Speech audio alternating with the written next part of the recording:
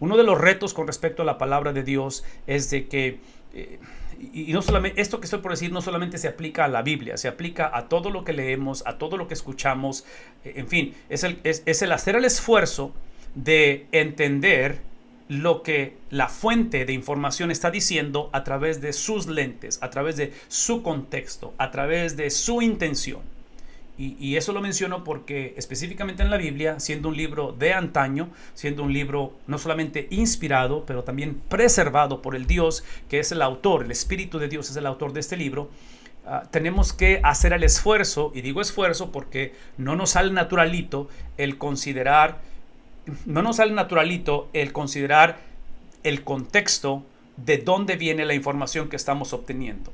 Si no hacemos ese esfuerzo, lo hemos dicho anteriormente, la tendencia va a ser a yo imponer mi contexto en la información. Entonces, en un momento dado, somos una cultura que no estamos en contra de la Biblia, siempre y cuando la Biblia afirme lo que yo de antemano creo. Y es obvio que ese es un problema serio, no porque estamos en contra de lo que tú y yo creemos, pero el distintivo de la palabra de Dios es que es la palabra de Dios y es de que es inspirada, lo cual implica que la autoridad radica exclusivamente en el autor original. El autor es el inspirado, no el lector. Nosotros somos destinatarios de esa inspiración, somos responsables de indagar, conocer, entender y capturar la inspiración, la autoridad de lo que el autor dijo. Y eso es lo que nos da, y aquí es donde me encantaría, si están tomando nota, que lo consideren. Cuando llegamos a ese punto de considerar o entender ese mensaje a través de lo que el autor original dijo, crea la libertad de aplicarla en una multiplicidad de contextos o de formas creativas. Pero una vez más, el prerequisito para desatar o despertar la creatividad en la predicación, en la enseñanza, en el discipulado, en la lectura personal de la Biblia, lo que desata, lo que literalmente crea esa libertad, no libertinaje, pero libertad, es el fundamento inmovible, no negociable, de entender que la autoridad está en ese contexto. Todo esto lo menciono porque lo que estoy por compartir habla de ese contexto que es diferente al de nosotros. Ahora, esto es importante una vez más por razones obvias y para entender este libro de Deuteronomio, porque lo que está en la pantalla, una vez más, es precisamente la línea del tiempo que les he mandado, y otra vez al inscribirse lo van a poder recibir, pero es básicamente el Antiguo Testamento. Y aquí vemos a mi hermano Abel, pastor Abel Zamora Gómez, que nos hizo el favor de traducir esta línea, porque es de Dr. Bob y está en la página de comentario bíblico gratuito, pero aquí está en español. Y ustedes observen que es básicamente el Antiguo Testamento en su totalidad. Ahora, una vez más, el reto, aquí está el reto, y no sé cómo enfatizar esto, es de que esto que está enfrente de nosotros solamente tiene validez, tiene veracidad si lo procesamos y lo entendemos a través de lo que el autor original no solamente dijo, pero implicó o quiso decir. Ejemplo, y aquí está el ejemplo, porque aquí es donde vamos al principio. Génesis 1 al 11, encontramos líneas punteadas porque creemos y entendemos de acuerdo al autor original, no a lo que yo pienso, ¿ok? Lo que yo pienso es importante, pero yo estoy como destinatario de lo que el autor original pensó. Entonces, hablando del autor original, hablamos de que esta es una etapa, Génesis 1 al 11, que se le conoce como una etapa precientífica. Eso es lo que se cree, que esta parte de la Biblia fue escrita en un contexto donde tanto el autor como los destinatarios no se hicieron las preguntas que nosotros nos hacemos como una generación que somos obviamente post-ciencia, que estamos en un tiempo en el cual hay muchos descubrimientos, en lo cual, entre paréntesis, es obvio que la Biblia no se opone a la ciencia. Es simplemente que la ciencia corrobora lo que la Biblia dice. No sé si eso tiene sentido, pero luego lo podemos hablar eso. Aquí es el punto. El punto es simplemente esto, que en Génesis 1 al 11 son líneas punteadas porque, otra vez, es difícil de poner la cronología como la sabemos nosotros o la conocemos. Y esto es lo que significa que iniciamos o procesamos o entendemos el mensaje de esta sección de la Biblia, ¿sí?, desde la perspectiva donde el autor original potencialmente no se hizo las clásicas preguntas que nos hacemos nosotros.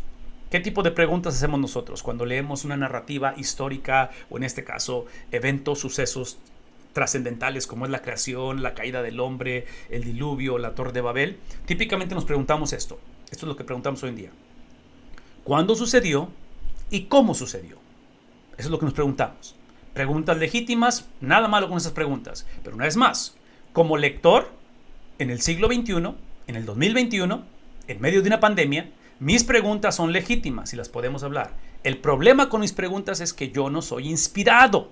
Yo no recibí la inspiración del Espíritu de Dios para crear o presentar estas narrativas. Yo tengo que iniciar con las preguntas que tuvieron o se hicieron, en este caso, el autor o el que fue inspirado. Que en este caso, en esta sección de la Biblia, no la pregunta o las preguntas no fueron ¿cuándo y cómo sucedió esto? Las preguntas fue ¿quién lo hizo y por qué lo hizo? Entonces, menciono todo esto porque eventualmente en la línea del tiempo entramos al capítulo 12, que encontramos obviamente el llamamiento de Abraham y nos movemos a través de esta línea donde ahora sí podemos gradualmente empezar a ver la cronología, de tal manera que esto nos mueve Génesis 12, de 12 al 50, Éxodo, Levítico, Números y Deuteronomio. Una de las cosas que esta línea del tiempo nos enseña es que en la parte de arriba muestra las potencias mundiales, que básicamente son los enemigos del pueblo de Israel, y encontramos a Deuteronomio casi lidiando con los cananeos, porque es obviamente el preámbulo a la posesión de la tierra prometida, la cual se lleva a cabo a través de este libro que se llama Josué aquí. Espero que eso ayude de alguna manera a localizarnos, a ponernos en un contexto donde queremos ver otra vez esta perspectiva, que es lo que estamos haciendo esta mañana, introduciéndolo desde una altura de 35,000 pies de altura, donde vemos el panorama grande. Todavía no nos vamos a entrar en los sermones directamente, eso lo vamos a empezar a desglosar, a ver los detalles conforme avanzamos, pero esta mañana simplemente viendo la perspectiva. Esa perspectiva, por ejemplo, nos ayuda a entender ahí en sus notas de que ve a esa tabla del tiempo que les acabo de poner enfrente, ven en la pantalla que la presenta como unos planos. Como planos. Mi papá trabajó por muchos años en la Comisión Federal de Electricidad y parte de lo que él hacía o su trabajo era precisamente, él era dibujante o él es dibujante, y esto para mí es algo muy familiar. Y menciono familiar en el sentido de que es algo que ustedes y yo sabemos, porque como electricistas o como en este caso arquitectos, albañiles, cualquier persona que esté involucrada en la construcción de un edificio tiene que considerar esto. De otra manera no va a pasar la inspección de la ciudad o del gobierno para que te autoricen la función de ese edificio, porque hay ciertos reglamentos y códigos que hay que seguir. Entonces, piensen en esos términos con respecto al Antiguo Testamento. El Antiguo Testamento está sentando la base, los planos, el mapa. Creemos que el Nuevo Testamento es precisamente el edificio. Es simplemente para ilustrar esta analogía. ¿Qué es lo que estamos diciendo? Que conforme leemos el libro de Deuteronomio, que es parte del Antiguo Testamento, es fundamental. Y esa es una de las cosas que tenemos que regresar una y otra vez a través de las próximas 4 semanas, es que el Antiguo Testamento no está mal a nivel profecía, a nivel doctrina, a nivel principios o mandatos o leyes o lo que Dios ha instituido. No está mal el Antiguo Testamento. Es simplemente que está incompleto, porque está apuntando hacia el edificio. En otras palabras, de nada me sirve tener unos planos muy bonitos, autorizados y, en fin, la estructura, si al final no me produce el edificio, la casa. Ahora, una de las cosas que vamos a hacer este fin de semana con respecto a la conferencia de evangelismo, y voy a hablar un poquito acerca de lo que me toca hacer a mí, porque a mí me toca exponer una de las conferencias. Yo voy a tratar precisamente con el tema que yo argumentaría es relevante a esto que estoy explicando, por lo siguiente. Uno de los retos que tenemos en la evangelización, en el compartir el evangelio, es precisamente el contexto o la cultura en que vivimos. Y cuando hablo acerca de los planos y cuando hablo acerca del Antiguo Testamento, estoy haciendo referencia a esto porque es obvio que esto fue dado por Dios. Esto es instituido por Dios, los planos. Y es Dios el cual lleva a esta experiencia. Hablar de evangelismo hoy en día, en nuestro contexto, y por favor escuchen mi corazón hablar como pastor y como padre. Porque lo que estoy por mencionar, estoy por hablar de la iglesia, no tanto de la cultura fuera de la iglesia o del mundo o de lo secular de la iglesia. es que hoy en día dentro de la iglesia hay subculturas o hay lenguajes no hablados que existen. Y uno de ellos es el relativismo, es el universalismo. Típicamente lo hemos descrito y lo hemos presentado como el deísmo moralista terapeuta. Deísmo significa que aquella persona que cree que hay un Dios, no necesariamente que es el Dios de la Biblia, no necesariamente que es el único Dios, no necesariamente que es el Dios verdadero, es simplemente que hay un Dios. Lo opuesto al deísmo es el ateísmo, es decir, que no hay Dios. Entonces, en nuestras iglesias, trágicamente, y esto es algo que está camuflajeado entre cristianos y no cristianos, entre no cristianos que piensan que son cristianos, en fin, es una confusión tremenda hoy en día, es el pensar que es obvio que no estamos en desacuerdo con la edificación de cosas, ya sea una vida profesional, sea una vida matrimonial, sea la crianza de los hijos, sea una vacuna que nos ayude con este virus. En fin, no estamos en contra de todo ello, pero siempre y cuando mi autonomía siente las bases. Mis preferencias personales sienten las bases. Siempre y cuando mi idiosincrasia, mis experiencias, quien yo pienso que soy, siente las bases. Entonces, una vez más, no estamos en contra de eventualmente tener el edificio, siempre y cuando, otra vez, nos ponemos o nos idolatramos a nosotros mismos. Y menciono todo esto porque parte de la generación que vivimos dentro de la iglesia del pueblo de Dios, que lo que estoy por decir o estoy comentando es una contradicción de términos, y trágicamente somos una generación que hemos creado multiplicidad de versiones del cristianismo, y uno de ellos es precisamente este libertinaje, esta autonomía, esta manera de pensar que como yo soy el que diseño los planos en mi vida personal, emocional, económica o inclusive sexual, entonces no estoy en contra de que esté el edificio, pero en este caso estamos construyendo escaleras que no llevan a un segundo piso, o estamos construyendo un cuarto sin ventanas. Estoy usando el lenguaje esto simplemente para ilustrar la cuestión de esta mentalidad pluralista, universalista, que literalmente está causando estragos. Entonces, la conversación del libro de Deuteronomio para mí es retomar lo no negociable, es regresar y entender que el Dios de la Biblia, desde una perspectiva histórica, porque esto es historia,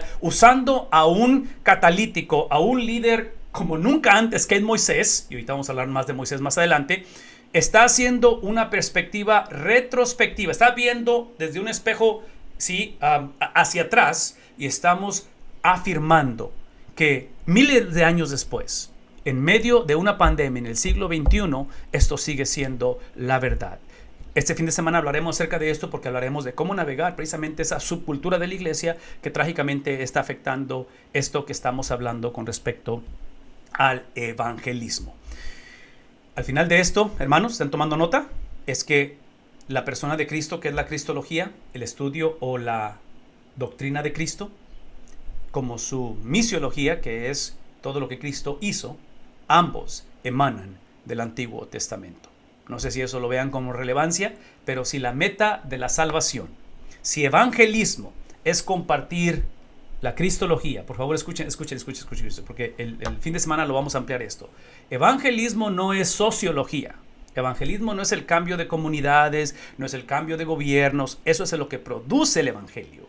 Pero el evangelio, las buenas nuevas de salvación, es compartir no lo que yo pienso de Cristo.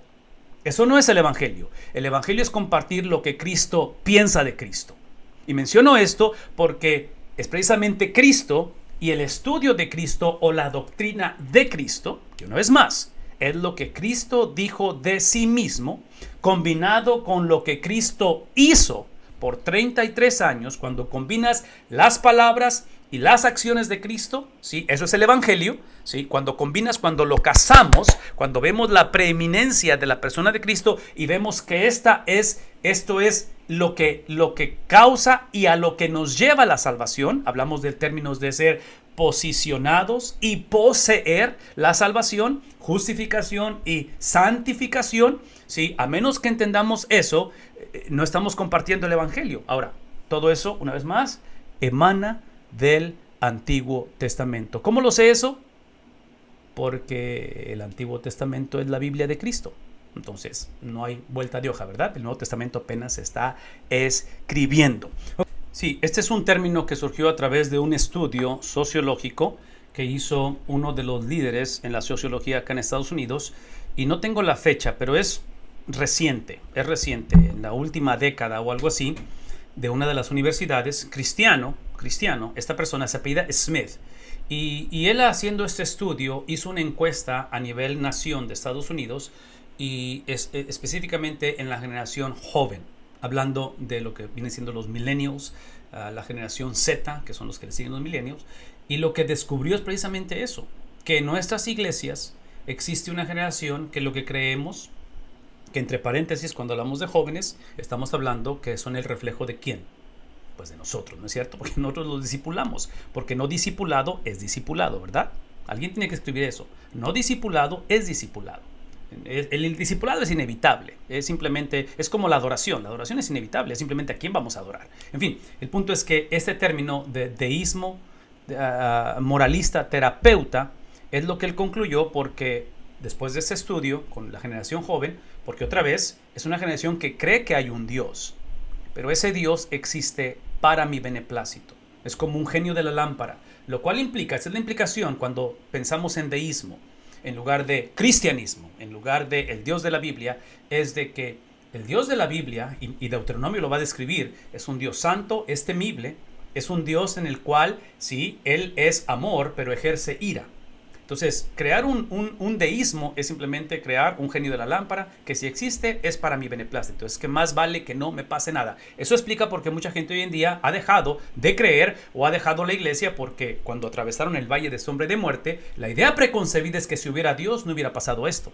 Otra vez, es una situación difícil, ¿no? La segunda palabra es la cuestión de moralista, porque como el Dios le hemos quitado su santidad y su grandeza, ¿sí? Automáticamente es obvio que como generación no creemos que hay depravación en el hombre.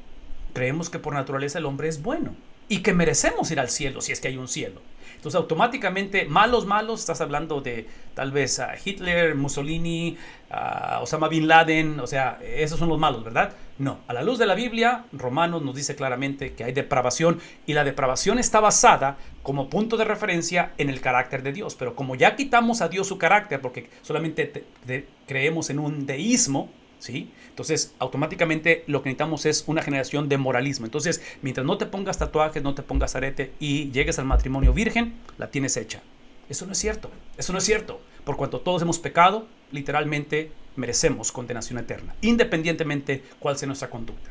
La conducta viene después de la regeneración. Y lo último es la cuestión de terapeuta. ¿Por qué? Porque si Dios es simplemente el Dios que yo he prefabricado, deísmo, el cual me hace una persona moral, Dios simplemente está buscando moralidad, no regeneración del corazón, es obvio que lo que necesito, cuando, no sí, pero cuando se viene la pandemia, cuando hay desempleo, cuando pasa algo, necesito un terapeuta, necesito alguien que me haga un coach, ¿me explico? Necesito alguien que me motive, alguien que me dé, sí, otra vez, ese no es Dios. El Dios de la Biblia nos ha dado su palabra, la cual es veraz. Escuchen lo que voy a decir. La palabra de Dios es veraz independientemente si la creemos o no la creemos. Sí, esas preguntas son extremadamente importantes, que están hablando de si Dios es el diseñador o si Dios es el que simplemente da las instrucciones para esto. Y la pregunta es, ¿quién evalúa? ¿Quién evalúa al final? Y usando la analogía del edificio, ¿verdad? De la construcción. En mi mente me hacen irme al libro de Hebreos. Y por cuestión de tiempo no vamos a abrir la Biblia, simplemente lo voy a parafrasear. Pero el libro de Hebreos inicia hablando de cómo Dios, en el tiempo, ha hablado a nuestros padres a través de los profetas. Pero en nuestros días ha hablado a través del Hijo. El libro de Hebreos, inclusive de ahí empieza a moverse, y parte de lo que es la centralidad de este libro es la supremacía de Cristo. Inclusive Hebreos usa un contraste donde abiertamente va a decir que Cristo está por encima no solamente de la ley, pero del dador de la ley, que es Moisés. ¿Qué estoy diciendo aquí? Lo que estoy diciendo es que cuando hablamos acerca de, otra vez, la analogía de los planos, la analogía del edificio, que podemos conectarlo de diferentes maneras. En cuestión de planos, podemos decir, para la cultura de ellos, puede ser la formación de la nación, puede ser el poseer la tierra prometida, puede ser la formación de la iglesia. De diferentes maneras podemos saber la cuestión del edificio. Aquí está el punto. Hebreos va a decir que aun cuando Moisés, ¿sí?, puede ser descrito como el que edificó o se le da el crédito de ser el fundador de la nación de Israel, ¿sí?, Cristo es el dueño de la casa. Moisés trabajó para Cristo, si queremos usar ese término. La otra cosa es esto, por la pregunta que están haciendo, es de que no solamente él es el dueño de la casa. Moisés era el trabajador de la casa, pero Cristo es el dueño de la casa o del edificio. Pero la otra cosa es que Hebreos hace que es extremadamente atractivo cuando usa el lenguaje de que habló a través de los profetas en el pasado a nuestros padres, porque es obvio que, otra vez, esta es la Biblia de ellos, ¿verdad? En otras palabras, los apóstoles son Nuevo Testamento y están tomando ese papel de ser los voceros, los que están comunicando esa palabra autoritativa que es la Biblia. Pero en este caso, la Biblia de ellos, del autor de Hebreos y de la sinagoga a la que está escribiendo, es el Antiguo Testamento.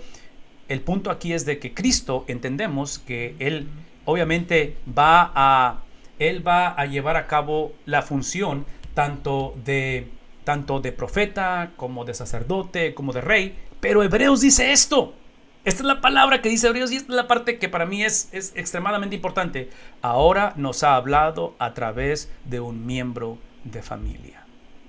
A través de las edades habló de oficios, oficiales, otra vez profetas, reyes, sacerdotes. Pero por primera vez, ¿sí?, el que vino, el Mesías, su supremacía, no fue de que él era simplemente un rabino que hablaba de Dios o enseñaba de Dios. Este es Dios, el cual vino a enseñarnos.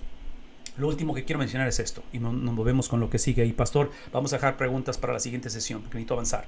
Pero eso es lo último que quiero decir, por favor. Y parte de las preguntas que están haciendo son extremadamente importantes en cuestión de que cómo se evalúa esto, y hablamos evaluación del edificio y en cuestión de los planos. Por favor, escúchenme una vez más. Antiguo Testamento no está mal, está incompleto. Nuevo Testamento es la meta o el propósito de esto. Pero por encima del antiguo y por encima del nuevo está Cristo.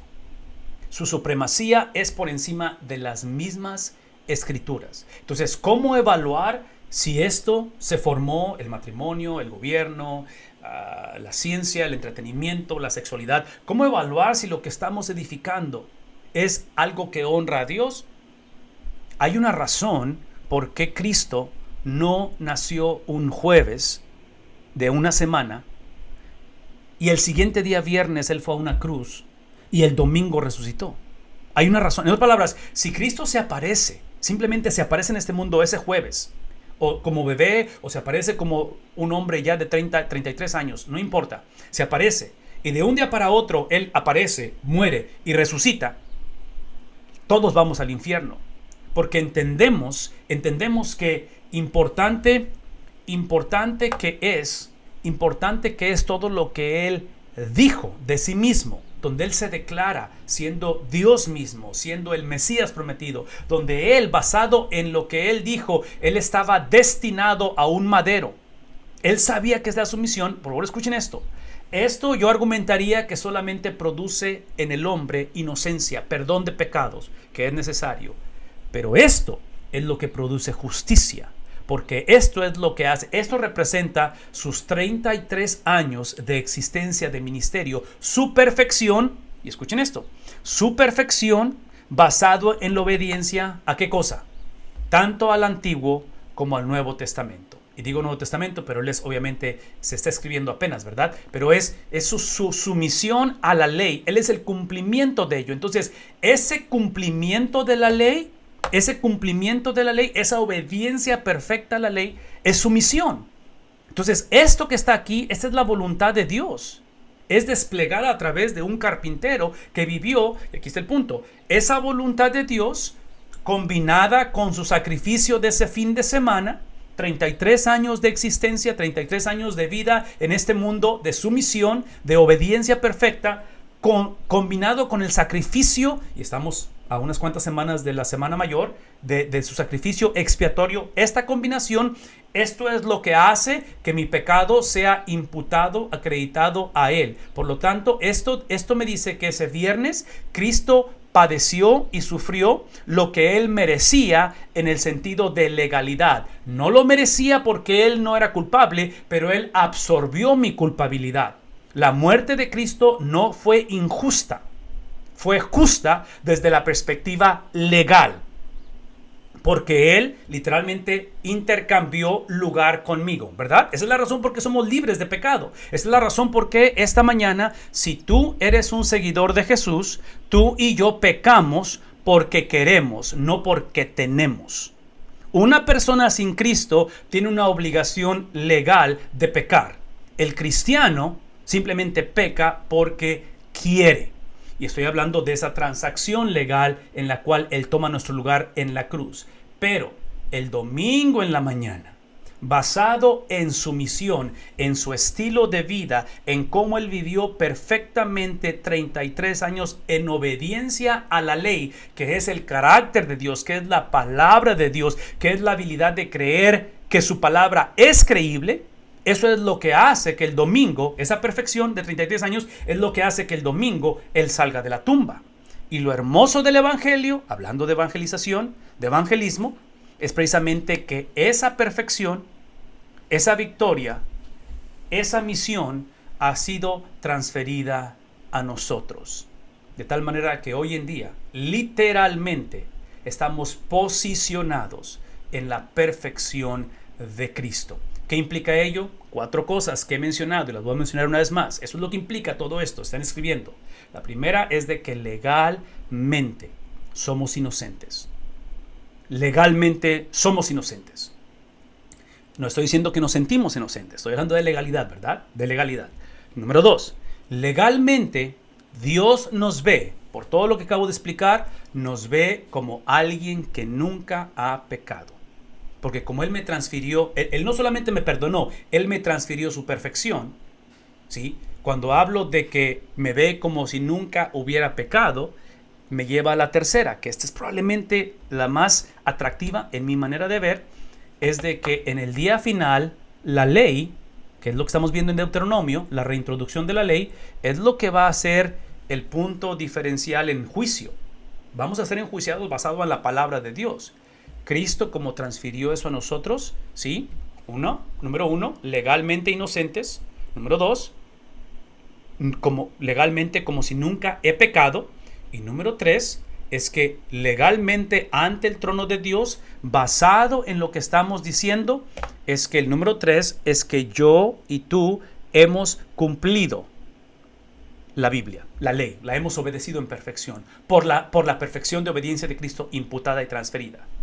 Y el número 4 es que, regresando a Hebreos, somos parte de la familia de Dios. Somos hijos de Dios. Entonces, eso para mí es lo que respondería a la pregunta de cómo vamos a evaluar. La evaluación es Cristo.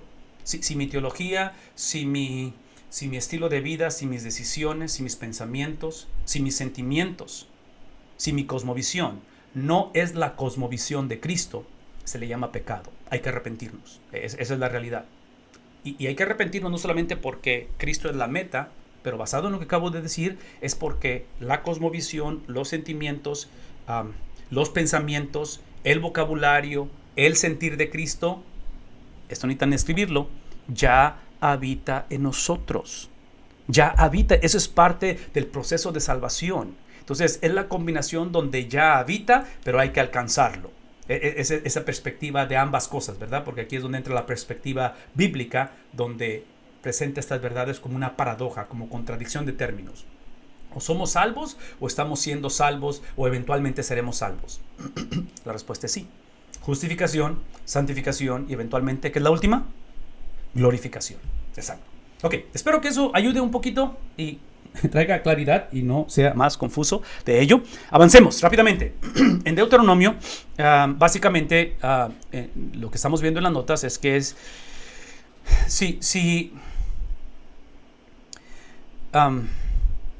Deuteronomio es básicamente el corazón teológico del Antiguo Testamento. Eso es lo que es este libro.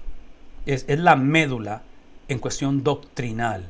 Estos sermones que estamos por procesar, conocer, leer, y espero que los abracemos, de Moisés son la médula de la teología en cuestión de todo el Antiguo Testamento, que es la Biblia de Jesús. Porque eso es lo que vamos a encontrar aquí. Esta es la razón que es la médula. Si pueden pensar en términos de una puerta, es como la bisagra, ¿verdad? Es lo que hace que la puerta se mueva, porque sin bisagra pues no hay puerta, porque se cae la puerta. Pero la bisagra es lo que hace que funcione esto. Entonces piensen en el Antiguo Testamento como esa puerta, pero el libro de Deuteronomio es lo que hace que funcione esto y funcione bien. Lo que hace en Deuteronomio es que no solamente va a introducir la ley, pero Deuteronomio, de una manera doctrinal, los sermones de Moisés, hablando a una generación, porque esa es la audiencia de Moisés, hablando a una generación que están por poseer la tierra. Esta es la generación que nació en el desierto. Estos son los hijos de estos son los hijos del grupo de personas con la que Moisés lanzó la plantación de la iglesia, si quieres en ese término, que es esta formación de la nación de Israel. Entonces, es esta generación, es la segunda generación, nacidos en el desierto. Ellos van a tener que ser reintroducidos a lo que sus padres fueron introducidos al principio del Éxodo, que trágicamente rechazaron. ¿Recuerdan la historia?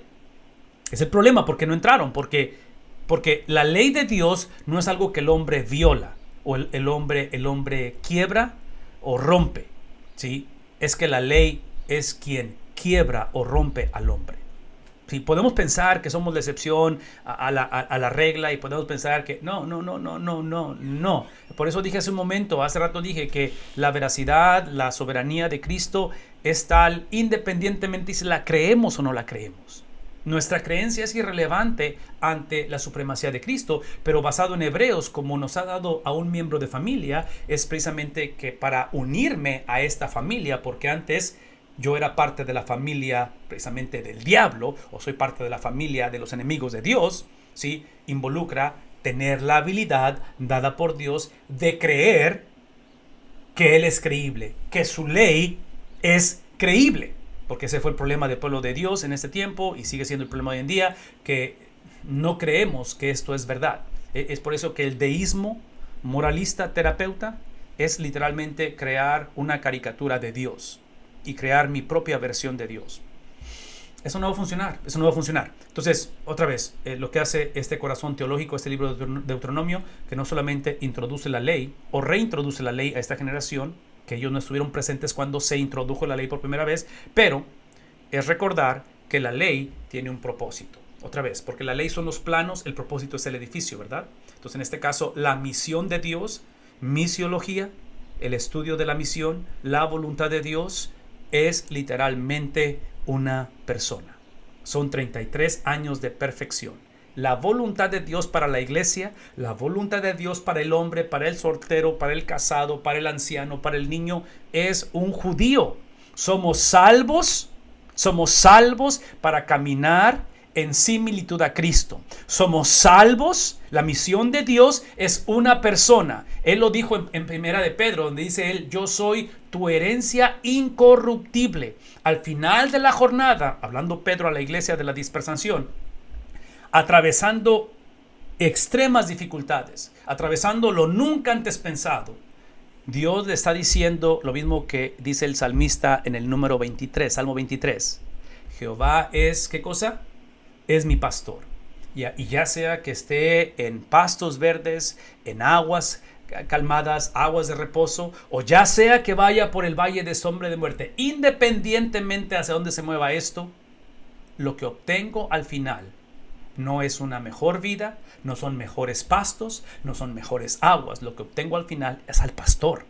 Esa es la meta, es una persona. Entonces, por eso es que el pueblo de Israel, que en este caso está por poseer la tierra, el reto de esta generación joven, y aquí está el punto de Deuteronomio, es que Dios va a cumplir su propósito y su misión se va a cumplir. Es simplemente que Moisés está implorando, está invitando, está retando a esta generación: no se distraigan y no la negocien. La razón por la cual ustedes son el pueblo de Dios. Ustedes no son el pueblo de Dios porque Dios necesitaba a un pueblo. Ustedes son el pueblo de Dios porque la misión de Dios es la redención del mundo. Si ustedes se distraen y eso lo vamos a ver en el último de los sermones, cuando hablamos de bendiciones y maldiciones, ¿sí? Al que mucho se le dio, dice el evangelista Lucas, ¿sí? Mucho se le va a pedir. Y bueno, el resto lo conocemos, porque trágicamente, que es la historia de muchos de nosotros, no es que no creamos en la misión de Dios o en el propósito de Dios, o en este caso en el evangelismo, pero es que trágicamente nos hemos distraído. Trágicamente se ha camuflajeado todo esto con, otra vez, dentro de la iglesia, como pastores, seguimos predicando sermones que promueven el deísmo, promueven el moralismo, promueven terapias. Y muchos de los sermones son simplemente predicaciones motivacionales. Son cosas que tienen que ver con el qué hacer ahora que pasó esto, qué hacer ahora que siento esto. Y otra vez, la Biblia da instrucciones en el qué hacer. Pero hemos dicho esto anteriormente.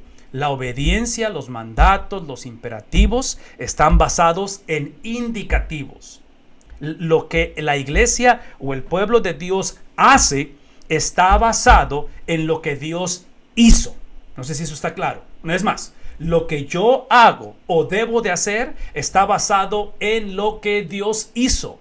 Somos creados a la imagen de Dios y tenemos la habilidad de crear o tener creatividad, pero la creatividad emana del Creador, no emana de una autosuficiencia o de habilidades, o en este caso de autonomía. Todo esto lo menciono porque en sus notas, este es uno de los 4 libros, vean la importancia de este libro, es que es uno de los 4 libros del Antiguo Testamento que más frecuente se citan en el Nuevo Testamento. Y aparentemente son 4, Génesis, Deuteronomio, Salmos e Isaías, los que más se van a citar. Deuteronomio se va a usar 83 veces en el Nuevo Testamento, o a citar o a mencionar en ese aspecto. Jesús mismo, Cristo, es el que lo citó de una manera repetitiva, especialmente en esa experiencia de su tentación en el desierto antes de iniciar o antes de lanzarse a su ministerio público. Antes de abrir su cuenta de Facebook, antes de abrir su cuenta de Instagram, Cristo, ustedes recuerdan la historia, Él es llevado ante Juan el Bautista, es bautizado, sumergido, y aquí es donde regresamos a la conversación de la sumisión de Cristo, que es el preámbulo de su supremacía. ¿Están tomando nota? Una vez más, el preámbulo a la supremacía es sumisión.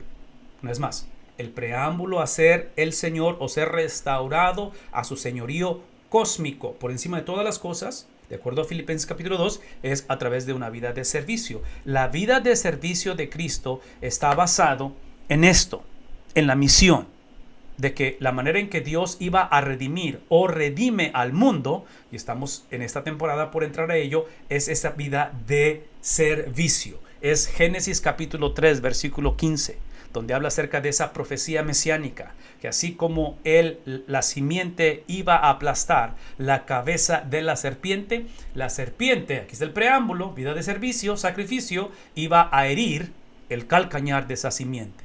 Entonces, menciono todo esto porque el sufrimiento de Cristo, ¿sí?, reflejado o traído en esa experiencia, cuando es llevado ante Juan el Bautista, es sumergido. Vean esto, ese sumergirse, ¿sí?, ese bautismo por inmersión que está experimentando Cristo, es parte del cumplimiento de los planos. ¿Recuerdan que los planos es la base de la ley? Entonces Cristo viene y se somete a la ley. Cristo es el dador de la ley y Cristo es el cumplimiento de la ley. Una vez más, Cristo se somete a la ley, Cristo es el dador de la ley y Cristo es el cumplimiento de la ley. ¿Cómo puede ser Cristo todo eso? Exactamente, ese es Cristo, ¿verdad? Él lo llena en todo. Pablo dice en Colosenses, Él lo llena en todo. Él es la razón de todo. Él es el propósito por el cual todo fue creado. Entonces, cuando Él viene ante Juan el Bautista, es para cumplir la ley. Cuando Él es circuncidado a los 8 días, es para cumplimiento de la ley. Porque, una vez más, por favor, escúchenme, escríbanlo, pónganlo en Twitter, mándenselo a alguien.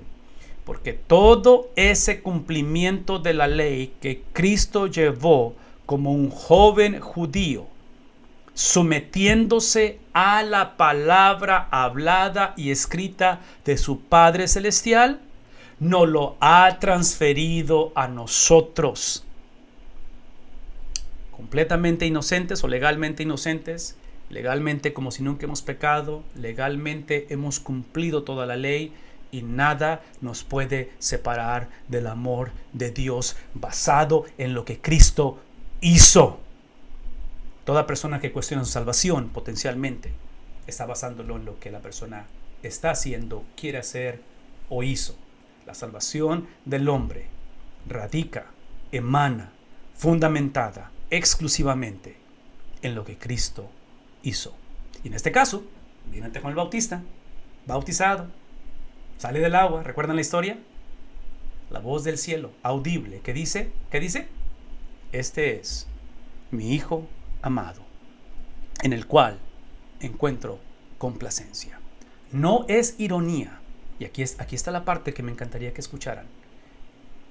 No es ironía que después de esa afirmación trascendental, son contaditas las veces que hay una voz audible del cielo, y aquí está una de ellas, donde se escucha al Padre hablar y decir, este es mi Hijo, en el cual, amado, en el cual yo tengo complacencia. Es que lo que la Biblia dice es que después de hacer esa afirmación, esa declaración de quién es este que acabas de bautizar, Juan el Bautista lo anuncia como el Cordero Santo de Dios, ¿sí?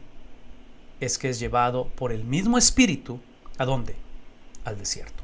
Y menciono esto porque otra vez muchos hemos caído en el error de pensar que si tenemos un encuentro con Dios es simplemente para movernos en la escalera del éxito, en la escalera del moralismo, en la escalera de la terapia.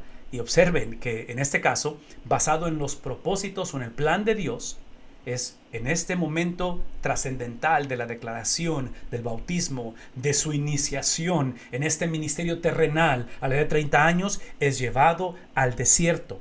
Y su llevada al desierto es para ser eventualmente tentado ¿por quién? Por Satanás. Y Pastor Samuel, antes de entrar en la pregunta, déjame nada más hacer referencia a esto rápidamente.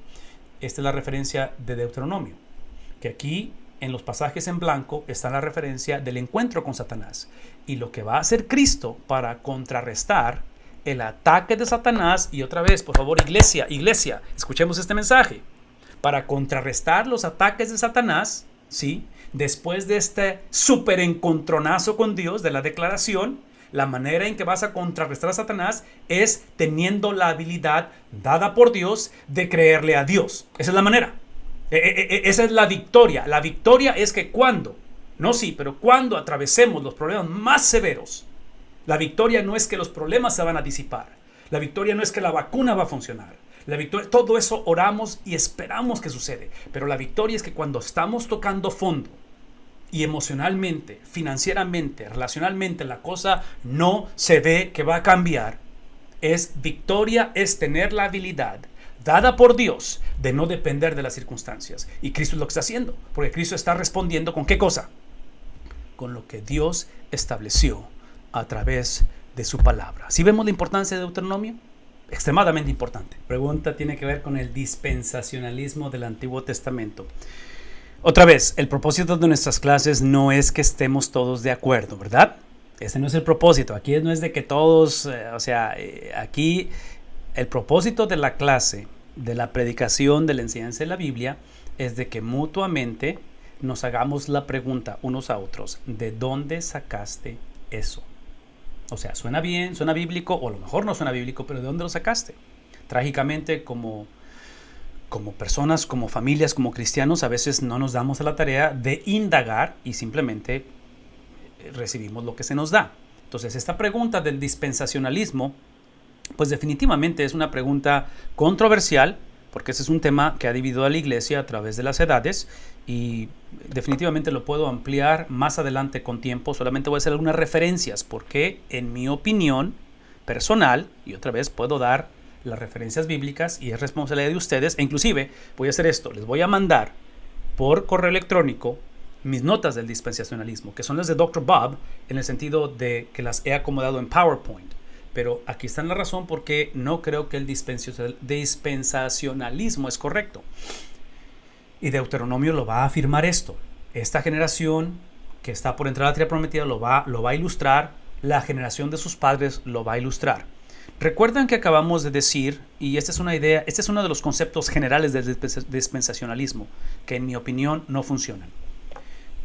Es esto que está aquí abajo, la misión de Dios. En el dispensacionalismo, hasta donde yo alcanzo a entender, presenta a la raza judía o al pueblo de Dios con un cierto tipo de supremacía.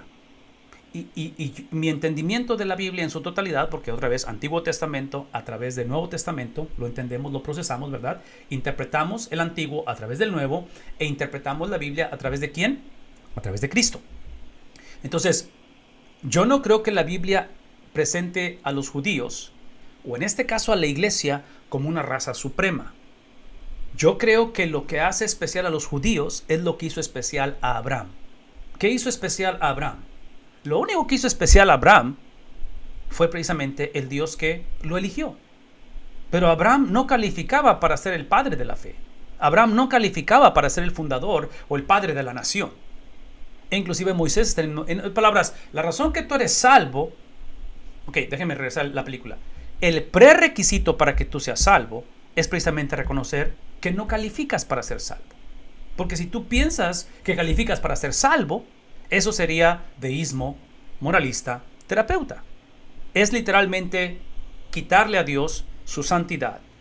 Es enfocarme en mi pecado en lugar de enfocarme contra quién he pecado. Porque el punto no es lo que hago, que es importante. El punto es contra quién lo he hecho, contra la santidad de Dios. Entonces menciono todo esto porque en el dispensacionalismo uno de los problemas, hay varios, pero uno de ellos es precisamente la supremacía en este caso, de poner a los judíos como algo especial, lo cual lo son, como tú lo eres y yo lo soy, pero somos especiales simplemente porque Él nos eligió. No sé si eso está claro. Entonces, nuestra elección, y la manera en que lo ilustro es esta, y con esto me muevo a la siguiente pregunta, si es que hay otra pregunta. La manera en que lo muestro es esto. En primera de Pedro, Pedro hablando acerca a la iglesia de la dispersación, él habla y presenta a la iglesia como esas piedras vivas. Pero somos piedras vivas porque somos unidas a la piedra angular, que es Cristo. Y dice la Biblia esto es lo que dice Pedro. Dice Pedro, que esta piedra fue elegida, esta piedra angular fue elegida precisamente como la piedra viva y fue elegida para ser despreciada por los edificadores. ¿Están captando eso? Una vez más, voy a repetir eso porque quiero que dejemos que esto siente en nuestro espíritu, en nuestra mente. La elección de Cristo, el Padre eligiendo a Cristo, a su Hijo, es como el mundo es elegido. Somos elegidos a través de el elegido. Y la elección de Cristo es el patrón de cómo y para qué somos elegidos. Entonces, el Padre eligiendo a Cristo como la piedra angular de este edificio, de estas piedras vivas que somos nosotros, Pedro está diciendo, esa elección para ser la piedra angular incluye o va interconectada para que sea despreciado. Entonces, cuando hablamos de la pasión de Cristo, cuando hablamos de su vida de siervo sufriente, esto es parte del plan redentor de elección de Dios. En el dispensacionalismo me da la impresión a mí de que enfatiza la elección sin la cuestión de ser rechazado. Entonces pone esta cuestión de supremacía, donde yo argumentaría que la supremacía de Cristo está basada en su vida de servicio. Está basado en entender que la elección del Hijo amado es para elegir, ¿qué cosa?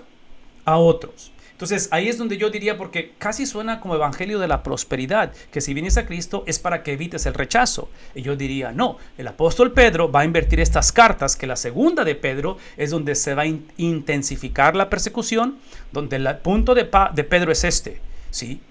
El sufrimiento fue la vocación de Cristo. Él vino a sufrir. El sufrimiento es precisamente el proceso en el cual el Padre, el cual es un Dios de justicia, demanda justicia, pero ha provisto al justificador. Entonces, eso implica que nosotros como cristianos, una de las cosas que implica la misión de Dios, o para cumplir la misión de Dios, es que nuestro entendimiento, perspectiva o cosmovisión o definición del sufrimiento tiene que ser el de Cristo. Lo que Cristo pensó del sufrimiento, y pastor, me estoy tardando con esta respuesta, pero escúchenme, porque ese es un punto de mucha pasión para mí. ¿Saben cuál fue la perspectiva de Cristo del sufrimiento? Mateo capítulo 16. ¿Quién dice la gente que soy yo? Y ustedes conocen la historia. Y llega el punto en el cual Pedro dice, tú eres el Cristo, el Hijo del Dios viviente. Y Cristo dice, bajo esa afirmación edificaré mi iglesia. Pedro, tú eres bendito por tu afirmación. Y empieza a describir, porque él iba rumbo a Jerusalén y no hay retorno. Él va para ser crucificado. Y cuando él vuelve a anunciar su muerte, Pedro le dice, nunca permitiré que eso te suceda. ¿Y qué es lo que contesta Jesús? Mismo capítulo, ¿qué dice? Apártate de mí. Ok, apártate de mí, Satanás. ¿Qué es el punto? De que esta supremacía, que bajo esta afirmación edificaré mi iglesia y las puertas del Hades no prevalecerán contra ella, va a la par con el hecho de que yo soy el Cordero Santo de Dios. Hoy en día, porque nuestra perspectiva es una u otra, porque hoy en día queremos evitar el sacrificio, queremos evitar el sufrimiento, trágicamente estamos enfatizando esto a expensas de lo otro. La Biblia presenta estas verdades literalmente correlacionadas. No tenemos el derecho de enfatizar una verdad a expensas de la otra. Y ese es mi problema con el dispensacionalismo. Ok, ¿alguna otra pregunta, hermano? Antes de moverme. Ok, nos movemos entonces. Perfecto. Espero que haya ayudado esa explicación. Espero que no haya confundido a nadie en ese aspecto. Ok, entonces lo que hablamos aquí después de este encuentro otra vez de Jesús con Satanás, esto que encontramos o la manera en que él va a lidiar con Satanás y su encuentro, otra vez está basado simplemente en la habilidad que tiene Cristo dada por el Espíritu, que es el que lo llevó al desierto. El mismo Espíritu que lo llevó al desierto le da la habilidad, y estoy hablando obviamente del Cristo humano, que cuando hablamos del Cristo humano y el Cristo divino, es obvio que estoy hablando de sus distintivos. Alguien tiene que escribir lo que estoy por decir. No estoy hablando de humanidad y divinidad como algo separado, simplemente como algo distinto. Porque si yo separo su humanidad de su divinidad, es herejía, ¿verdad? No existe tal cosa. Es uno de los problemas y una de las razones por las cuales Pablo especialmente y los apóstoles escribieron las epístolas, porque las sectas o las falsas doctrinas de la iglesia en el Nuevo Testamento era divorciar divinidad de humanidad. Imposible de hacer eso. Solamente podemos hablar de distintivos. Y en los distintivos humanos de Cristo, siendo guiado por el Espíritu de Dios, su sumisión, ¿verdad? Otra vez, sí, esto que está aquí es autoridad. Es la autoridad que él tuvo de hablar bajo la autoridad de su Padre. Es la autoridad dada por el Espíritu de tener la habilidad de creer en la credibilidad del Padre. Es la habilidad de afirmar las afirmaciones del Padre. Esto es lo que el Espíritu del Padre hace en la vida del Hijo, porque fue llevado por el Espíritu. Entonces, otra vez, aquí entramos en ese dualismo que no nos gusta. Una vida guiada por el Espíritu, y ese Espíritu es el que nos hace no necesariamente salir del atolladero, no necesariamente evitar la persecución o en este caso la calamidad. Ese Espíritu lo que nos da es la habilidad en medio de la situación difícil de afirmar que el plan redentor de Dios incluye etapas como estas. Que el libro de Hebreos dice en el capítulo 5, versículo 8, que es a través del sufrimiento que Cristo fue perfeccionado. Así es que si la meta de la salvación es similitud a Cristo en la tierra, el crecer en similitud a Cristo, en su gran mayoría, va a incluir el sufrimiento. Un paréntesis muy, muy grande y muy importante. Cuando hablo de la palabra sufrimiento, estamos hablando del sufrimiento que honra a Dios, no del sufrimiento por negligencia, no del sufrimiento que nos causamos a nosotros mismos, no del sufrimiento porque nos rebelamos. Inclusive para ilustrar eso, precisamente el pueblo que salió de Egipto y que no la hizo a la tierra prometida, no llegó por su negligencia, porque fueron duros de cerviz, porque se rebelaron. Ese sufrimiento no honra a Dios. Ese sufrimiento es el que Dios va inevitablemente a castigar, a permitir que enfrentemos consecuencias. Deuteronomio es precisamente este repaso, retoma, reintroducción de estos principios, porque esta generación está por experimentar el cumplimiento de la promesa. Recuerden que en Abraham la promesa incluía bienes y raíces, tierra prometida, incluía el pueblo o la nación y eventualmente la simiente. Entonces, esto que estamos viendo aquí de Jesús en este bosquejo, en esta presentación o en esta experiencia de afirmar las afirmaciones del Padre, de creer la credibilidad del Padre, que es lo que está haciendo Jesús ante la tentación, potencialmente es lo que se le considera como el bosquejo que él va a usar para su primer sermón, que es el Sermón del Monte, ¿verdad? Capítulos 5 al 7 de Mateo, que incluye las bienaventuranzas y el resto de esos capítulos. Una de las cosas que vamos a encontrar en Deuteronomio que son extremadamente importantes, y aquí es donde tenemos que considerar esto una vez más, es el contexto y considerar la aplicación. Una vez más, el contexto en el cual Deuteronomio es dado, porque ahí es donde encontramos la veracidad de la Biblia, y de lo que somos responsables es de aplicarlo a nuestros días. No podemos simplemente enseñar lo que la Biblia dice o significa y dejar a la audiencia o nuestras vidas simplemente desconectadas. En otras palabras, ¿qué significa todo esto? ¿Cómo lo aplico ahora que estamos viviendo o atravesando esto, ahora que anhelamos o hemos lanzado este proyecto? Entonces, parte de ello es de que Deuteronomio es dado en un contexto donde están llegando al fin del viaje por el desierto. ¿Cuántos años fueron? 40 años por el desierto, navegando por el desierto. Parte de ello es que involucra el contexto de Deuteronomio, la perspectiva de Moisés y el entendimiento de esta generación joven nacida en el desierto es la derrota literalmente de la potencia más grande del mundo, de Faraón. Es la entrega de la ley, que otra vez la está reintroduciendo y es parte de las preguntas en la tarea que ustedes van a tener.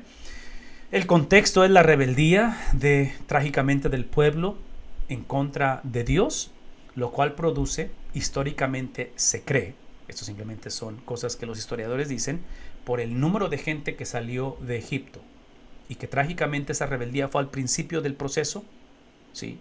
Dios decide que ellos no van a entrar a la tierra prometida y por la cantidad de gente para que mueran en el desierto les va a llevar 40 años de caminar, de tal manera que se cree que fueron 15,000 funerales los que hizo Moisés como pastor de esa iglesia masiva para que murieran, y hasta que murieran entonces ya entró, con la excepción de dos, ¿verdad?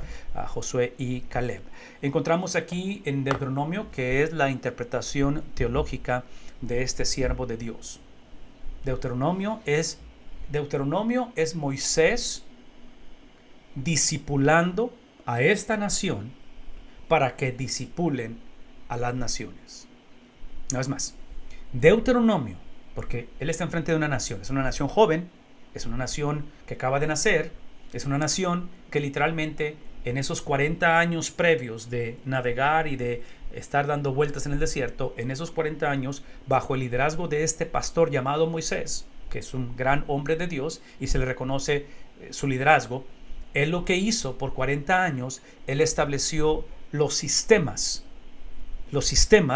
desde una perspectiva del monoteísmo, desde una perspectiva, otra vez, de la creencia de este Dios verdadero, donde el reto en esos 40 años de discipulado, ¿verdad?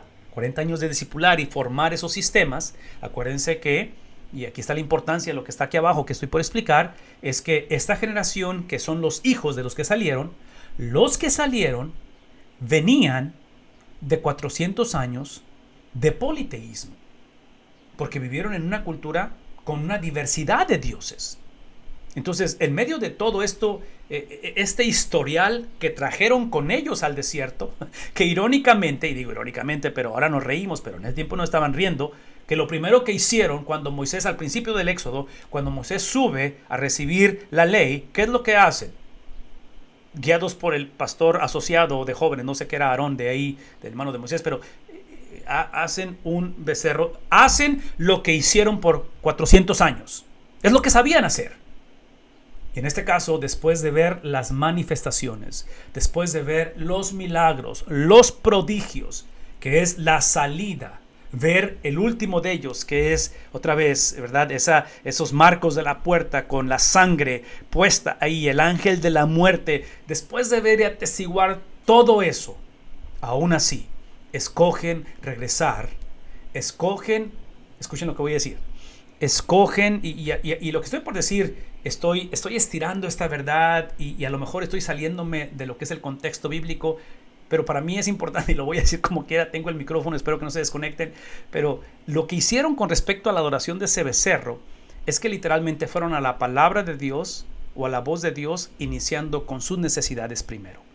Por eso es que hablamos de predicación expositiva, Por eso es que hablamos de predicar a través de libros de la Biblia. Por eso es que tratamos de hablar de herramientas o de métodos o de hábitos en el estudio personal y colectivo de la Biblia, donde dejemos de acercarnos a la Biblia para simplemente afirmar que hay un Dios, deísmo, simplemente afirmar que, hey, yo sé que mi hijo no está yendo a la iglesia, pero no es tan malo, o sea, como quiera, yo sé que está viviendo con la novia, pero otra vez estoy ofendiendo gente. Pero ¿sí me explico? O sea, el acercamiento a la palabra de Dios, este es el trabajo de la interpretación, de la hermenéutica, del estudio de la Biblia serio, es iniciar con la perspectiva del autor original, no con mi necesidad. Porque este pueblo está ilustrando eso. Cuando hablamos acerca de la rebeldía del pueblo, es el tipo de situación, hablando del becerro de oro, es de que se acercaron a Dios con mis necesidades, con mi trayectoria, con mis costumbres, con mi perspectiva por delante. De tal manera que el Dios al que yo adoro tiene que ser bautista, tiene que ser hispano, tiene que hablar español y por seguro le va a la América. O sea, o sea, yo sé que acabo de perder a muchos de la transmisión, ya se me desconectaron muchos. Pero ¿sí ven lo que está sucediendo?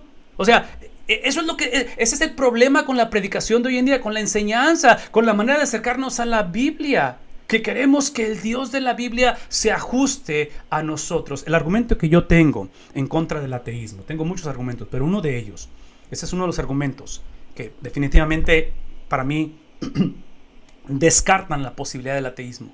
Es que el ateísmo va a decir, ustedes gente religiosa, no solamente cristianos, pero religiosos, las religiones del mundo, ustedes usan la religión como una muleta para apoyarse, porque ustedes son débiles, porque ustedes están prefabricando la imagen o la esencia de un ser supremo. Esta es mi oposición a ello, si ese fuera el caso. Ahora, voy a hablar desde la perspectiva del cristianismo. Otras religiones, ahí no puedo hablar por ellos, pero el cristianismo, del Dios de la Biblia, del Dios de Deuteronomio, del Dios de Moisés, este sería mi argumento contra un ateo que me diga que el cristianismo es simplemente la expresión de debilidad al yo crear de la nada a un Dios. Si eso fuera cierto y yo tuviera la habilidad de crear un Dios, yo nunca hubiera creado un Dios santo, un Dios al que le temo. No sé si eso tiene sentido.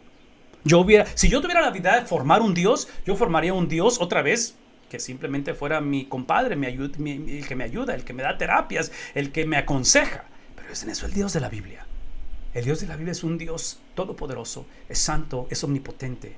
Es el Dios que literalmente viene por segunda vez y va a juzgar vivos y muertos. Entonces ahí el ateísmo para mí sale completamente su argumento fuera de combate. El punto aquí simplemente es que Moisés otra vez lo que está haciendo, está retomando la conversación, haciendo un recuento, un resumen. Salmo número 90, ¿han leído el Salmo 90?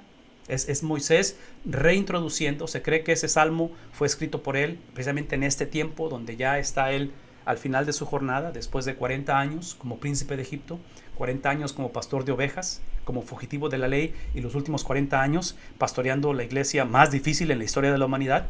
En el Salmo 90, él llega a esta conclusión. Salmo 90 habla acerca de la eternalidad de Dios y la transitoriedad del hombre.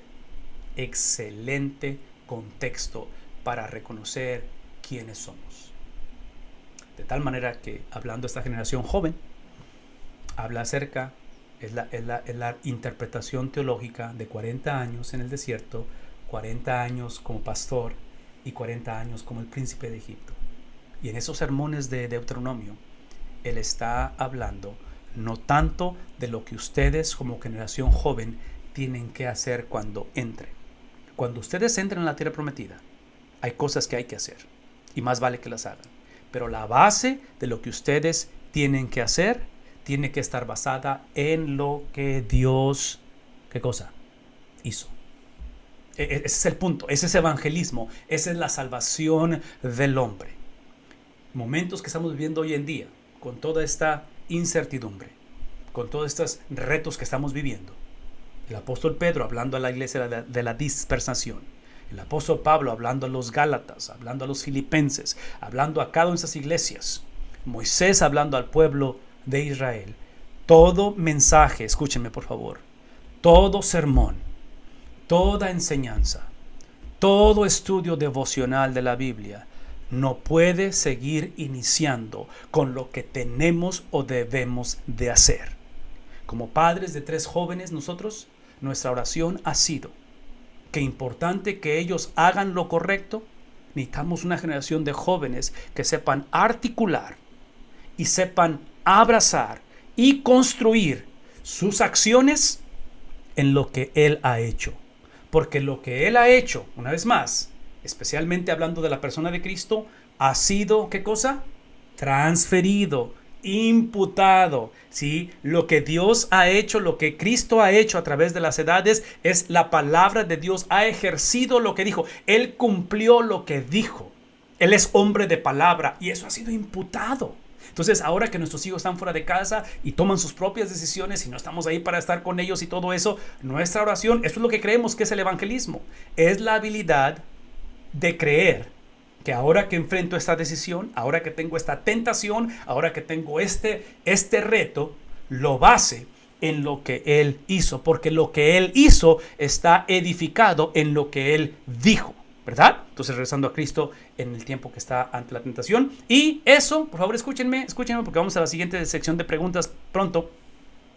Esto que está aquí, no lo que yo hago, no lo que la iglesia debe de hacer, no cómo edificar una iglesia victoriosa o un matrimonio victorioso. Escuchen esto.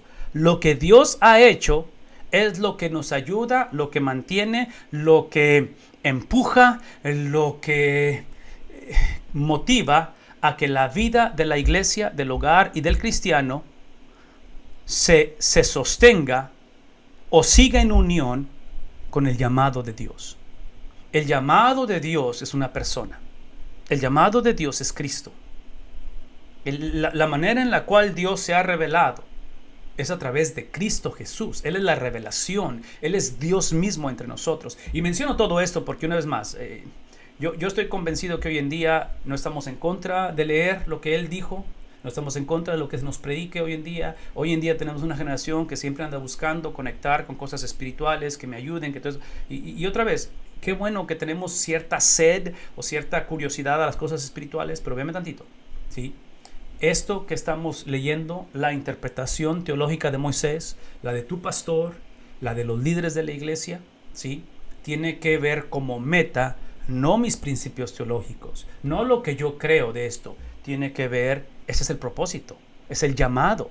Y trágicamente, esta generación joven, como la generación de sus padres, esto lo negociaron. Hay un momento en el cual Josué, cuando empieza su peregrinar al conquistar la tierra, y otra vez el libro de Josué puede ser otro libro para estudiar, pero ¿qué es? El capítulo 24, versículo 15, porque el pueblo de Dios se olvidó de lo que Dios hizo y se enfocaron en lo que ellos estaban haciendo, en lo que ellos querían hacer, y eso, como efecto de dominó, negoció la razón por la cual Dios hizo, la razón por la cual fueron elegidos. Cuando negocias esto, ¿sí? Es ignorar esto y literalmente piensas que eres Dios, piensas que eres intocable, piensas que fuiste salvo porque eres el preferido, porque tienes la teología perfecta, porque tienes el matrimonio perfecto, ¿sí? Automáticamente Josué en el capítulo 24, versículo 15 dice al final de ello, ustedes decidan qué es lo que van a hacer, porque yo y mi casa, ¿qué vamos a hacer? Vamos a vivir para el llamado de Dios. Es obvio que este llamado de Dios no implica una vida sin problemas. Este llamado de Dios ya lo expliqué, ya lo hice referencia varias veces. Pedro hablando de la piedra angular que fue elegida para ser la piedra angular, pero fue elegida también ¿para qué cosa?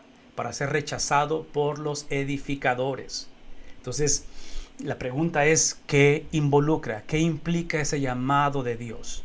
Ese llamado de Dios involucra a la persona de Cristo en su totalidad. Ok.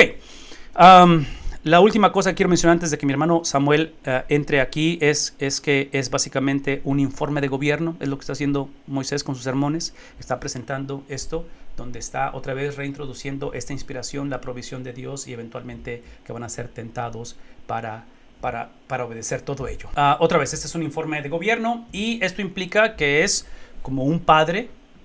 El Deuteronomio es la imagen de un padre que está comisionando a sus hijos.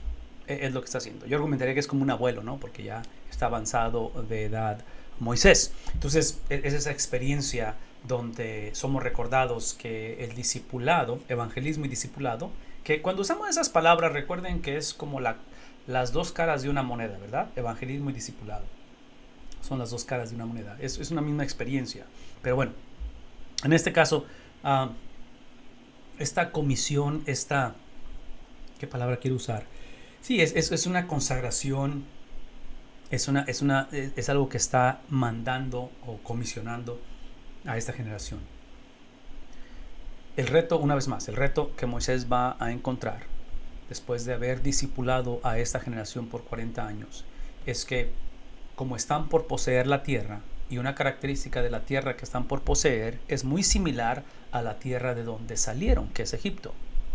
Una vez más, hay una característica muy común en la tierra que están por poseer, que es Canaán, que es la tierra prometida, con la tierra de donde salieron, y es el concepto de espiritualidad. Mucha espiritualidad, que es lo que predomina hoy en día. Hoy en día todo el mundo está a favor de cosas espirituales, de encontrar paz contigo mismo, de buscar la manera que te relajes, que no vivas bajo la tensión, en fin, algunos de los ateos de más prominencia en nuestra generación son personas que tienen literalmente aplicaciones de teléfono que son para practicar la meditación trascendental. Y tienen estos tipos de retiros de silencio que se van por 2-3 días donde literalmente no dicen absolutamente nada y es meditación. Por favor, escúchenme, porque estoy siendo sarcástico y estoy siendo un poco prejuicioso con esto. Sí, la espiritualidad, hablando del propósito y la misión de Dios, es de que tenemos que entender claramente que este llamado de Dios no solamente Cristo lo llevó a cabo, lo ejemplificó y lo llevó a su cumplimiento, pero no lo ha imputado, ¿verdad? No lo ha entregado. La gran comisión, ¿sí? Nos habla acerca de ir, de predicar, de hacer. Ok, escuchen lo que estoy por decir. Porque eran y somos una generación de mucha espiritualidad. Esa espiritualidad, yo argumentaría, y esto es completamente mis ideas prejuiciosas, creo que tengo base bíblica para lo que voy a decir, pero la espiritualidad en este tiempo, politeísmo de Egipto, politeísmo de la tierra prometida, es una de las armas más poderosas del enemigo para negociar en el pueblo de Dios su llamado. ¿Por qué? Porque una de las características de lo que Dios hizo, no de lo que el pueblo hizo, no de lo que Abraham hizo, no de lo que Moisés hizo, me explico, es Dios exclusivamente, es la salvación del hombre, es Dios. Y el propósito de por qué lo hizo, para que el hombre pueda abrazar y creer lo que Dios ha hecho, ser salvo. Y para vivir como salvo es requerido el Espíritu Santo. El Espíritu Santo para ser sellado, el Espíritu Santo para ser llenado. Regeneración, y en este caso es para vivir como regenerado, para cumplir esto. El riesgo que va a encontrar esta generación, el riesgo de nosotros hoy en día, es que potencialmente creemos en esto, potencialmente lo hemos hecho parte de nuestra cultura, lo cual no me opongo necesariamente que esté entretejido porque somos tercera generación, hijos de pastores o lo que sea. Ok, entiendo eso. Pero mi pregunta es si ha habido en la vida del individuo ese momento en el cual podamos articular la obra de Dios. No. Sí, evangelismo no es platicar mi testimonio. Evangelismo es articular el testimonio de Cristo. Eso es evangelismo. Evangelismo no es hablar de cómo casi me divorciaba y el Señor me rescató, o mira la vida que tenía. Sí, eso es lo que hizo Cristo. Y qué bueno, y podemos ponerle unos cuantos acordes y sacamos un canto de lo que te pasó y eso sería bonito. Pero ahí no está el poder. El poder está en lo que Cristo hizo. Y menciono esto porque eso es lo que anhelamos que esta generación que Moisés está hablando sepa articular cuando vayan y poseen la tierra prometida. Ustedes conocen la historia, no va a ser así. Mi temor es que hemos predicado tantos sermones basados no en lo que Dios ha hecho, basado en lo que necesitamos hacer, que hoy en día lo que articulamos como cristianos es lo que alguien más nos dice de lo que Dios ha hecho. Pero yo no lo he experimentado. Mi motor de arranque es mis anhelos de seguir, de alcanzar, de luchar, o a lo mejor ya me rendí y no quiero saber nada. En fin, menciono todo esto porque Ese es uno de los riesgos más grandes de la espiritualidad. De la espiritualidad. Y yo quiero hacer una distinción muy grande entre espiritualidad y el ser guiados por su espíritu. Porque yo argumentaría, y otra vez, esto va a sonar prejuicioso y ofensivo, pero espiritualidad en la vida del cristiano, espiritualidad en la vida del cristiano potencialmente es basado en lo que yo hago, cómo yo sigo en la iglesia, cómo yo sigo leyendo la Biblia, cómo yo sigo diezmando, cómo, ¿me explico? Es el yo. Y potencialmente lo hago para que se cumpla lo que yo quiero. ¿Qué estoy diciendo? Que si el componente de la llenura del Espíritu Santo, sello al principio para reconocer lo que Dios ha hecho, y llenura para vivir como tal, si esos son los distintivos, que ninguno de estas dos cosas se pueden vivir por simplemente, entendí, es que mi papá me enseñó, es que toqué fondo y ahora que regresé, sí. Otra vez, las experiencias personales son válidas y las podemos hablar, pero es la obra de Dios, ¿verdad? Entonces, cuando el Espíritu, cuando esto es negociado y ahora se trata de lo que yo hice o hago o quiero hacer y acerca de lo que yo entiendo que debo de hacer o mi pasión, el cristiano no va necesariamente a perder al Espíritu Santo, lo va a contristar, y contristar al Espíritu Santo no es tanto ser poseído por un espíritu, pero es ser oprimido por un espíritu. Entonces, una vida de espiritualidad sin estas bases no es tanto que Satanás lo vaya a poseer o que está poseído por el enemigo o que perdió la salvación. Simplemente que, trágicamente, regresando a lo que estamos hablando aquí, va a ser una vida que va a divorciar estas dos palabras. Sí. La fe es extremadamente importante. La fe es el vehículo para experimentar la gracia. Pablo dice en Efesios que es por fe, no, es por gracia que somos salvos, ¿verdad? Por medio de la fe. Fe es la habilidad que tuvo Cristo de declarar la veracidad de Dios cuando fue confrontado por Satanás. Una vez más, fe fue la habilidad, el vehículo para que el Hijo creyera lo que el Padre había dicho cuando el cielo se abrió y dijo: este es mi Hijo amado en el cual tengo complacencia. Hoy en día tenemos una generación que trágicamente, desde predicadores hasta el resto de nuestra generación, es que pensamos que la fe es la habilidad de que si Dios ha declarado que yo soy su hijo, no debo de pasar por un desierto. No debo de ser tentado por el enemigo. Si vemos el divorcio y ese es el evangelio de la prosperidad. Entonces, esto es no negociable, pero la fe nunca es la meta. La meta es la gracia. Porque la gracia es lo que Dios ha hecho, la gracia es el plan de Dios, gracia es que precisamente por los mensajes de alguien como Moisés, los sermones de Moisés, es que estamos aquí.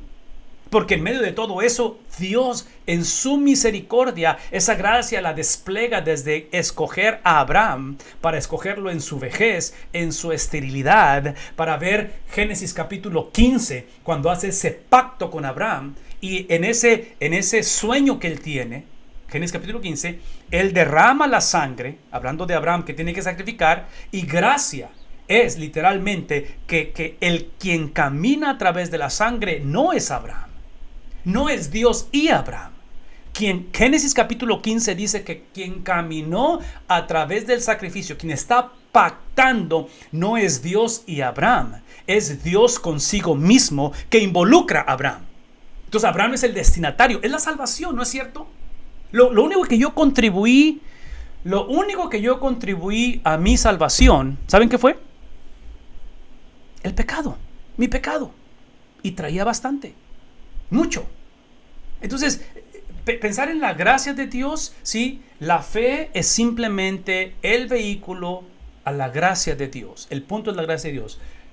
Ahí es donde tenemos que regresar a lo que hemos dicho anteriormente. Algunos distintivos de la gracia de Dios es precisamente que es voluntaria.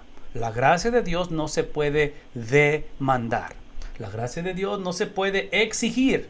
Es por gracia que sois salvos, a través de la habilidad dada por el mismo Dios de creer que su gracia es suficiente. Ahora, menciono todo esto porque otra vez el concepto de espiritualidad en este tiempo, en nuestro tiempo, trágicamente, espiritualidad es pensar que soy salvo por mi habilidad de creer, por mi espiritualidad. Soy salvo por lo que creo. Y yo argumentaría que no somos salvos por creer, somos salvos por Cristo. Somos salvos porque Cristo creyó. Somos salvos porque Él, cuando fue instruido en la ley, creyó la ley de tal manera que su fe en la ley fue reflejada en una vida de fidelidad hasta llegar a ese viernes donde Él voluntariamente se entrega. Y su entrega es tal que su obra expiatoria no solamente le calificó para hacer el sacrificio perfecto, pero su fidelidad de ¿cuántos años? 33 años le calificó no solamente para perdonar tus pecados y los míos, pero le calificó para que el sepulcro no lo pudiese contener. No era opción. Cristo tenía que salir de ese sepulcro. Gracia es que esa victoria, esa salida del sepulcro es la fidelidad de Cristo transferida e imputada a nosotros. Cuando la iglesia practica espiritualidad simplemente, cuando la iglesia empieza una vez más a ver simplemente lo que hay que hacer, basado en lo que soñamos hacer, en lugar de declarar lo que Él ha hecho y la razón por lo que lo ha hecho, ¿sí? Es cuando la iglesia se va a meter en problemas y potencialmente vamos a idolatrar la fe, potencialmente vamos a ver la gracia como algo que Dios nos debe porque hemos tenido fe, porque no nos hemos rendido, y es donde la iglesia se mete en problemas. Es el lenguaje de pacto el que va a usar Moisés en sus sermones, donde lo que va a enfatizar es la clásica que necesitamos escuchar hoy en día. Recuerda. ¿Por qué? Porque se les va a olvidar y porque nosotros, ¿qué cosa? También se nos olvida. Entonces, en este caso, el recordatorio es lo que acabo de mencionar de Génesis capítulo 15, es lo que el rey hizo por el súbdito. En este contexto, donde hablamos de estos pactos que hacían los reinos, este es un lenguaje común en este tiempo, como los reyes o los líderes de las naciones negociaban sus relaciones, ya sean políticas, militares. Cuando sucedían esos encontronazos, es obvio que alguien tenía que salir victorioso. Aquí no había empates, ¿verdad? Alguien era victorioso. Recuerdan que en la línea del tiempo que les mostré o que les mandé están las naciones, mero arriba, las naciones más poderosas del mundo. Estamos hablando que ellos eran los que gobernaban el mundo literalmente. Entonces, en este contexto, cuando ellos expandían sus reinos, hacían un pacto con los reyes de los cuales eran conquistados. Y en ese pacto que se hacía, literalmente quien sacrificaba, literalmente quien pactaba, literalmente quien se comprometía, literalmente quien caminaba por la sangre, era el súbdito, era el inferior. En Génesis capítulo 15, ese es el evangelio, sucede exactamente lo mismo. Pero el súbdito es Abraham, es el Dios de la Biblia, manifestado a través de esa lumbrera, de esa lumbre. Lean Génesis capítulo 15. Y esa lumbre, esa gloria, Shekinah, se le dice la gloria de Dios, ¿sí?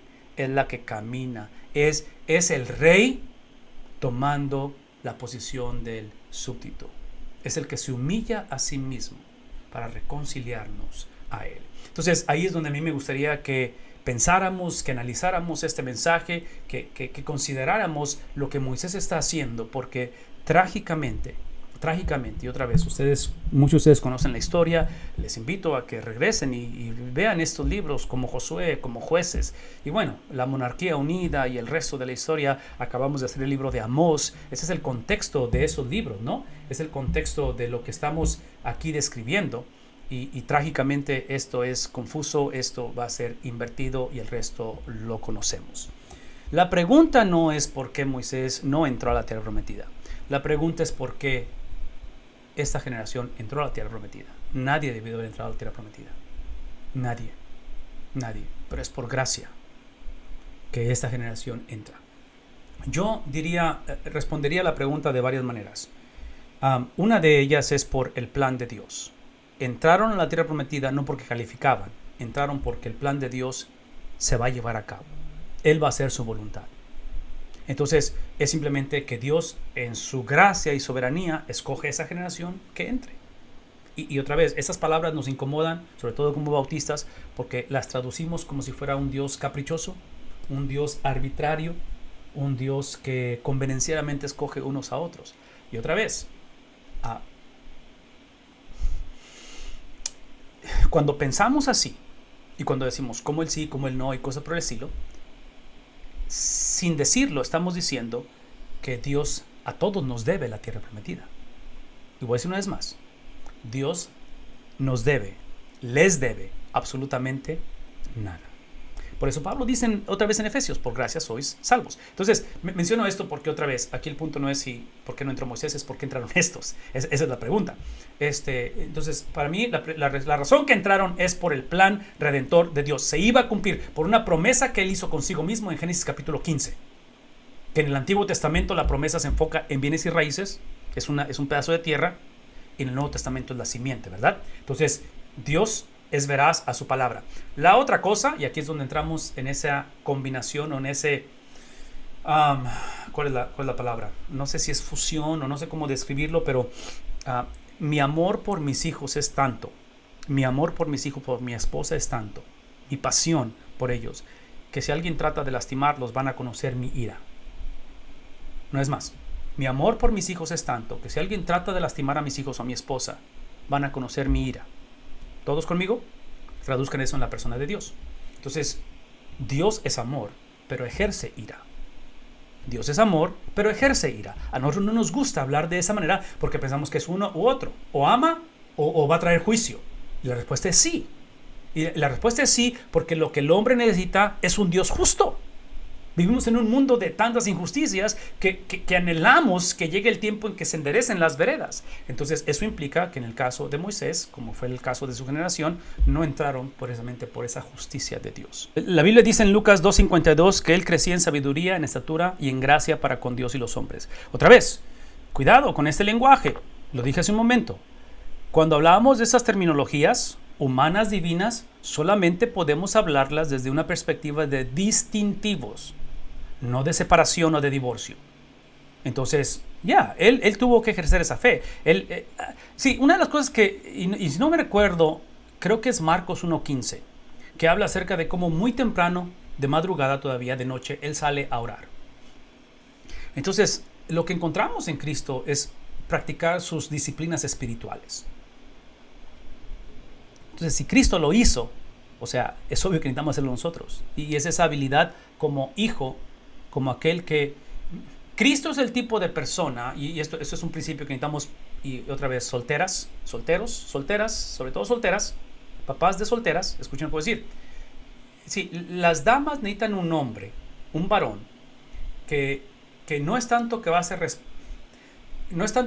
el culpable, pero va a ser responsable por su vida. Y déjenme ilustrarlo. En el caso de Adán y Eva, es obvio que fue Eva quien pecó, pero a Adán le faltó responsabilizarse por ello. Dios lo llama a cuentas y lo hace responsable, pero Adán no se quiso responsabilizar. Creo que en esta experiencia de cómo funcionamos y cómo se estructura el hogar y los sistemas, no es que somos mejores unos que otros o tenemos superioridad, pero nuestra posición de liderazgo o de función como varón, en este caso en el hogar, es de que yo soy responsable por lo que pasa. Tal vez yo no lo hice o no soy el culpable. Traduzcan esto en la vida de Cristo. En la vida de Cristo, esa transacción legal que he estado hablando de ese viernes, su vida, su fe, su habilidad de estar en ese huerto, esa noche que va a ser entregado, es literalmente Cristo diciendo, ¿sí? Yo no he pecado, pero decido hacerme responsable por el pecado de la humanidad o de aquellos que confiesen su pecado. Entonces, definitivamente, él ejerció esa fe. Tuvo que hacerlo. Voy a imaginarme, porque no sé quién hizo la pregunta ni de dónde viene, pero voy a imaginarme que viene de esos movimientos donde hacen declaraciones o afirmaciones teológicas o que en el nombre de Dios declaran esto, declaran aquello. Esta es una opinión muy personal. Yo no haría eso. Inclusive, que yo recuerde, nunca he usado la frase Dios me ha hablado, precisamente por la confusión que hay hoy en día.